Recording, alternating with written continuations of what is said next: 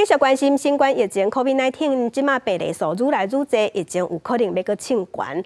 台南市的卫生局就拜托基层的里长爱广播，提醒乡亲会当注意风险，就爱赶紧去做。也毋过即马说风声讲，伫仁德还佫有归人在所在，有里办公处在广播的时，是用武汉肺炎来讲。有民众就批评讲，咧宣传注意风险就好，为虾米要甲这注意风险政治化？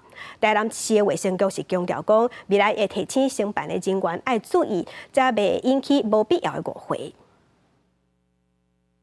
咱国内新冠疫情已经有加温的现象。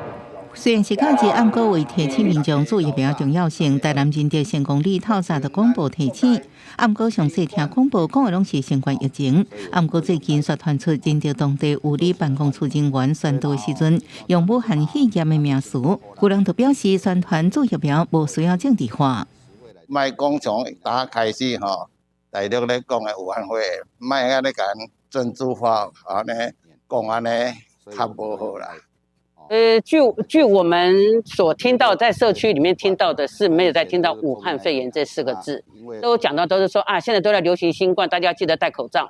仁德的同事当中，也不会有出现这样的激进的模式啊。卫生所或者我们行政部门，他们给我们的广播词参考的，也都是以 COVID-19 或者最多台语的话，就以新冠这个名词。仁德区长把问过里暗过查无，台南市卫生局表示，可能有个别里长或者是理干事，考虑当地一寡人甲老大人惯用的名词，用伊来提醒，会请承办人员注意，才袂引起无必要的误会。